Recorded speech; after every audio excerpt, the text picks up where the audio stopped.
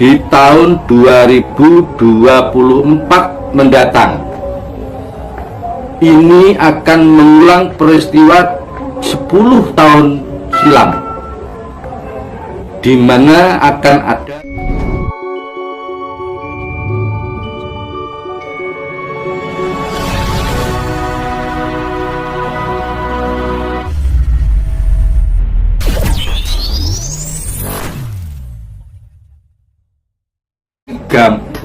Jawa ini gampang nih angel. Jadi setiap perjalanan yang saya sebutkan tadi itu yang dinamakan tahun sengkolo, kalaning tahun, atau waktu menghitung tahun. Waktu menghitung tahun, sehingga dijadikan rumusan atau rujukan oleh orang-orang Jawa sejak zaman dulu. Itu dinamakan tahun sengkolo. Jadi dengan banyaknya spekulasi adanya gempa di Pulau Jawa dan tsunami setinggi 29 meter Romo. Itu menurut pandangan dari medis akan terjadi hanya itu Romo. Sebatas ramalan saja atau nanti terjadi Romo. Yang disebut ramalan itu adalah samar. Ya dan tidak, bisa ya bisa tidak. Nah, maka para cendekia, para ulama ini sangat menyarankan jangan meyakini ramalan, tapi jangan disepelekan juga ramalan itu, karena bisa itu terjadi. Nah, dan agar tidak terjadi, kita mohon belas kasih kepada Sang Maha Pencipta. Kalau toh harus ditumpahkan air laut, kita tidak bisa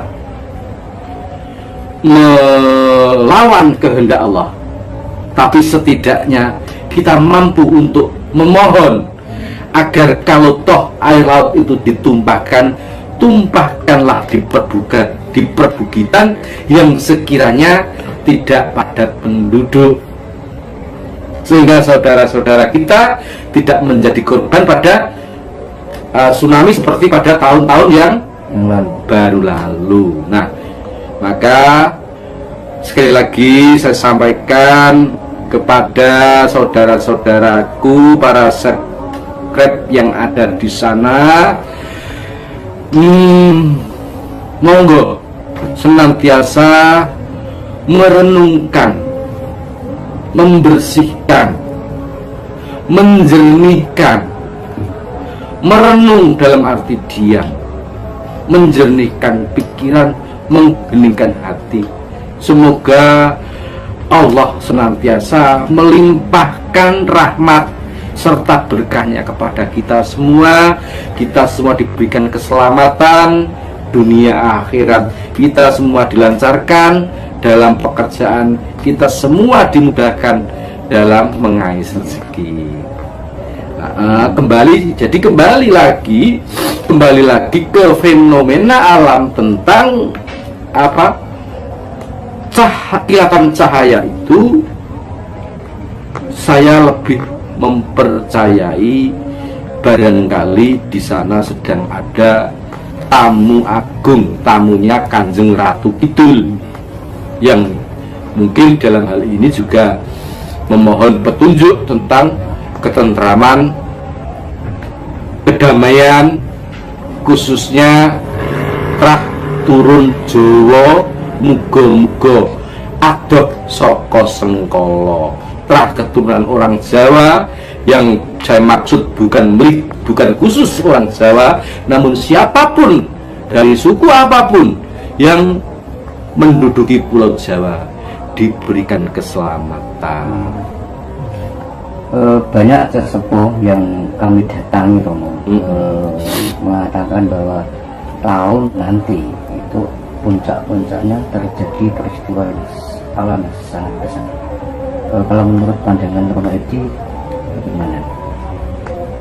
Monggo kita hitung secara logika. di tahun 2024 mendatang ini akan mengulang peristiwa 10 tahun silam, di mana akan ada dua jago yang bertarung untuk merebutkan kursi kekuasaan di tahun 2024 nanti. Nah, dalam pertarungan tentu ada yang kalah, tentu ada yang menang. Dan sudah barang tentu yang kalah ini akan mencari-cari kelemahannya yang menang. Mengapa kok sampai menang? Apakah terjadi kecurangan dan lain sebagainya? Maka dalam hal itu sudah barang tentu akan terjadi kekacauan-kekacauan yang membuat ekonomi seret seperti 10 tahun silam. Dan apa yang diramalkan itu berdasarkan logika. Saya percaya 100% mesti geger. Iya, geger gede. Nanti tahun 98 terulang kembali. Nah, semoga saya nggak seperti itu ya.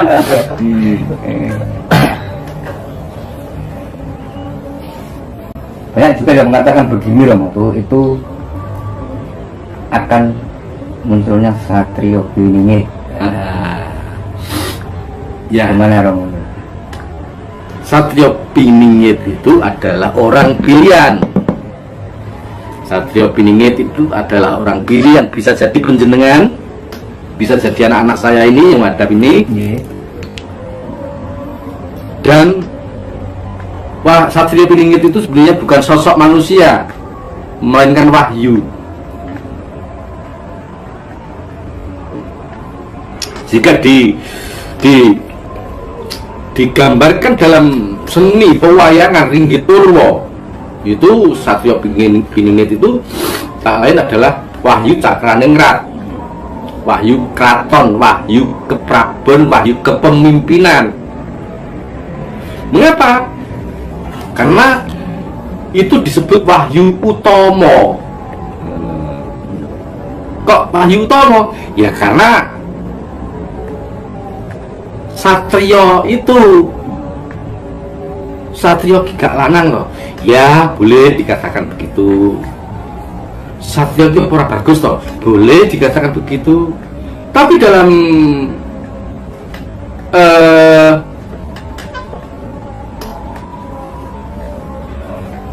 teknologi Jawa, teknologi pemikiran orang Jawa, untuk menikmati buah pisang itu dikupas terlebih dulu, baru kemudian dinikmati isinya. Tidak langsung serta-merta didahar. Bahkan untuk nyeruput kopi pun diaduk terlebih dulu, tidak langsung diseruput, padahal oleh penjualnya wis diudek kuwi, ya kan? Nah, inilah sebenarnya perlambang-perlambang orang Jawa itu, jangan lantas disaklek-saklek diterima. Satrio Piningit, sat itu artinya tidak ada apa-apa. Sat itu asat, kering. Kering. Sat itu asat atau kering, tidak ada apa-apa atau kosong. Tri itu 3.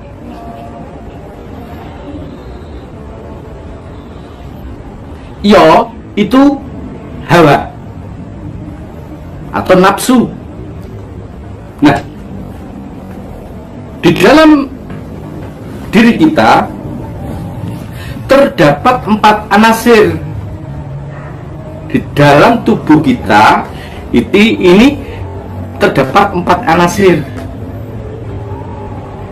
bumi, air, api, dan angin.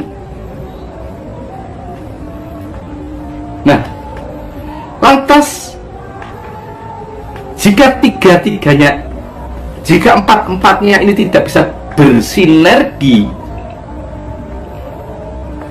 maka carut marut perjalanan hidup manusia. Maka bagaimana caranya? Harus bisa mengendalikan yang tri ini. Apa itu? Amarah, alwama, dan supiah. Nah, alwama, amarah, supiah ini dikendalikan hingga tersisa satu. Apa itu? Mutmainah, sebagai pengendali tiga nafsu ini, bukan dimatikan tapi dikendalikan. Nah, ini yang dinamakan, kalau 4 ini disatne le satelu 1 2 3 eko dwitri asatri yo hawa ngak siji. Mutmainah karena ini yang lebih dekat kepada mulhimah sebagai tangga untuk mendekatkan kepada sang Khalik. Nah, wahyu ini nanti akan diterima oleh orang yang berbudi luhur. Gitu. Dan orang ini nanti yang akan bisa meneruskan kepemimpinan. Pemimpin negara yang saat ini sudah dianggap baik akan menjadi baik, yang sudah sempurna akan menjadi lebih sempurna. Mengenai Satrio Piningit, monggo jenengan pirsani di awal-awal reformasi Satrio Piningit. Satrio Piningit itu sudah ada sejak kita belum ada, sebelum unen-unen atau ucapan Satrio Piningit itu sudah ada dari dulu. Munculnya kapan? Wallahu a'lam bishawab. Nah, karena apa? Kalau sudah ngomong tri hilang telunjuk balik siji. Nah, siapa sebenarnya yang utama ini? Yang maha penguasa, maha adil, maha bijaksana siapa? Tidak ada lain, Allah Subhanahu wa ta'ala. Jika Allah sudah berkehendak nempel di mana wahyu itu, maka kun fayakun.